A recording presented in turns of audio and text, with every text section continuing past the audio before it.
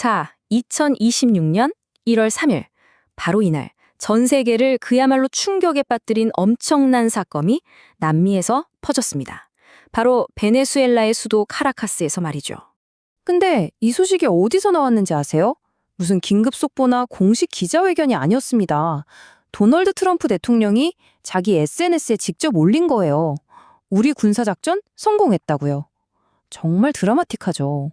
자, 이 복잡한 사건을 제대로 이해하려면 좀 나눠서 봐야겠죠? 오늘 이 5가지 주제를 가지고 작전의 시작부터 이게 전 세계에 어떤 파장을 몰고 왔는지 차근차근 짚어보겠습니다. 좋습니다. 그럼 첫 번째 주제부터 시작하죠. 도대체 이 놀라운 작전이 어떻게 시작되고 또 어떻게 진행됐는지 한번 따라가 보겠습니다. 이 타임라인을 보시면 딱 감이 오실 텐데요. 이번 공습이 그냥 하루아침에 벌어진 일이 아니라는 겁니다. 이미 몇 달 전부터, 그러니까 2025년 9월부터 미국이 계속해서 군사적 압박을 가해왔고 그게 이번에 정점을 찍은 거죠. 자, 그럼 생포된 마두로 대통령 부부는 어떻게 됐을까요? 바로 미 해군 함정으로 이송돼서 뉴욕으로 향하고 있는데요. 여기서 정말 중요한 포인트가 있습니다. 이 작전의 법적인 명분이 바로 2020년에 걸어뒀던 마약 테러 혐의라는 거예요. 그러니까 이게 다 즉흥적인 게 아니라 몇 년 전부터 이미 큰 그림을 그려놓고 있었다. 뭐 이렇게 볼 수 있는 거죠. 근데 왜 하필 지금이었을까요? 그 해답은 바로 트럼프 행정부가 내세운 새로운 외교 정책, 이른바 돈로 독트린이라는 것에서 찾을 수 있습니다. 이 돈로 독트린이라는 이름 좀 생소하죠? 이게 도널드 트럼프랑 19세기 대통령 제임스 멀로의 이름을 합친 겁니다. 그러니까 200년 전에 아메리카 대륙은 우리가 알아서 할 테니 유럽은 간섭 마라고 했던 게 멀로 독트린이잖아요. 그걸 21세기 버전으로 확 업그레이드 한 거죠. 이제 이 서방구 전체는 명실상부한 미국의 영향권이다 이렇게 선언해버린 겁니다. 그럼 미국 정부가 내세운 명분은 구체적으로 뭘까요? 이게 한두 가지가 아닙니다. 밖으로는 중국이 1대1로로 중남미의 영향력 키우는 걸 막아야겠다. 그리고 세계 최대 매장량을 가진 베네수엘라 석유를 확보해야겠다. 이런 거고요. 안으로는 마약 카르텔 문제, 또 트렌드 아라과와 같은 갱단 문제랑 불법 이민 문제까지 해결하겠다. 이런 식으로 지정학적인 목표랑 국내 안보 이슈를 아주 절묘하게 엮은 거죠. 자, 한 나라의 현직 대통령을 군사작전으로 잡아갔는데 전 세계 반응이 어땠을까요? 뭐 예상하셨겠지만 그야말로 극과 극으로 갈렸습니다. 바로 한번 보시죠. 보시는 것처럼 반응이 정말 명확하게 갈립니다. 쿠바나 이란, 그리고 당연히 베네수엘라 본인들은 이건 제국주의적 침략이다, 국제법 위반이다 라면서 강력하게 규탄했고요. 반면에 아르헨티나 같은 경우는 자유여 영원하라 하면서 아주 열렬히 환영했죠. 콜롬비아나 브라질처럼 바로 이웃한 나라들은 이러다 지역 전체가 불안해지는 거 아니냐면서 우려를 표하기도 했습니다. 미국 국무부 부장관의 이 발언은 미국의 입장을 아주 잘 보여주죠. 폭군은 사라졌다. 베네수엘라에 새로운 새벽이 왔다. 그러니까 이건 침략이 아니라 억압받던 베네수엘라 국민들을 위한 해방작전이라는 플레임을 딱 못 박아버리는 겁니다. 자, 이런 정치적인 파장도 엄청나지만 사실 가장 즉각적으로 반응이 온 곳은 바로 세계 경제, 특히 금융시장이었습니다. 이 지정학적 쇼크가 시장에 어떤 영향을 미쳤는지 한번 들여다보죠.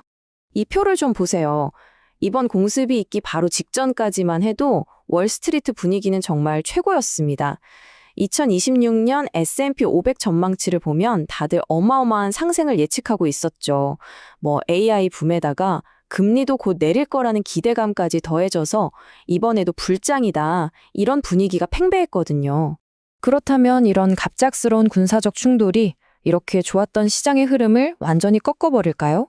이게 바로 핵심 질문이죠. 여기에 대한 힌트를 과거 역사에서 찾아볼 수 있습니다. 자, 과거 데이터를 한번 보시죠. 9.1 테러나 이라크 전쟁, 그리고 특히 36년 전 상황이 아주 비슷했던 파나마 침공 때를 보면요. 공통적인 패턴이 보입니다. 처음엔 충격으로 주가가 크게 떨어지죠. 하지만 그 하락세가 그리 오래가진 않고 생각보다 빠르게 다시 회복하는 모습을 보여줬습니다. 시장은 단기적인 충격에는 생각보다 강했다는 거죠. 그럼 이 베네수엘라 사태가 왜 이렇게까지 시장에 영향을 주는 걸까요? 답은 하나입니다. 바로 석유죠. 이 그래프를 보시면 베네수엘라의 석유 생산량이 지난 몇 년간 그냥 수직으로 곤두박질 쳤습니다. 거의 망가졌다고 봐도 될 정도죠. 하지만 중요한 건 이 나라가 세계 최대 석유 매장량을 가지고 있다는 거예요. 그 잠재력만큼은 정말 어마어마한 거죠. 그래서 에너지 관련 기업들 주가도 지금 막 요동치고 있는데요. 이게 또 다 같이 오르고 내리는 게 아닙니다. 이 표를 보시면 아주 명확하게 갈리죠. 슐룸버거처럼 석유 인프라를 까는 회사는 이제 베네수엘라 재건하면 대박 나겠네? 하면서 기대감이 크고요. 반면에 발레로 에너지 같은 정유사는 베네수엘라산 원유 공급 막히면 우리 어떡하냐 하면서 오히려 악재가 될 수 있는 겁니다. 이렇게 기업마다 셈법이 아주 복잡하게 얽혀 있습니다. 자, 그럼 마두로 대통령이 사라진 베네수엘라 앞으로 어떻게 될까요? 이게 사실 가장 중요하고도 또 가장 어려운 질문일 겁니다. 전문가들이 내놓는 시나리오를 보면 크게 세 가지 정도로 볼 수 있는데요. 최선은 야권 지도부를 중심으로 질서 있게 과도 정부가 들어서는 거겠지만 이게 말처럼 쉽지가 않죠. 오히려 남은 마두로 충성파들이나 다른 세력들이 서로 싸우면서 장기적인 내전 상태로 빠져들 수도 있고요. 아니면 아예 군과 민병대가 외세 침략에 맞서 싸우자면서 똘똘 뭉쳐서 저항할 가능성도 있습니다. 어느 쪽이든 쉽지 않은 길이죠. 그리고 실제로 마두로가 잡혀가자마자 베네수엘라 부통령이 바로 국가 비상사태를 선포했습니다. 그러면서 국민들한테 제국주의의 공격에 다 같이 맞서 싸우자고 촉구하고 나섰죠. 그러니까 이게 뭘 의미하겠어요? 리더 한 명을 제거했다고 해서 끝나는 게임이 아니라는 겁니다. 정권을 지탱하던 시스템과 지지 세력은 여전히 남아있으니까요. 그래서 마지막으로 이런 질문을 던지게 됩니다. 과연 이번 공습으로 독재자와의 무력 충돌이 끝난 걸까요? 아니면 이제부터 훨씬 더 예측하기 힘든 새로운 분쟁이 막 시작된 걸까요? 카라카스 공습은 베네수엘라 역사의 한 페이지를 넘겼지만 다음 페이지에 무엇이 쓰여 있을지는 아무도 모릅니다. 전 세계가 지금 그 다음 페이지를 숨죽여 지켜보고 있습니다.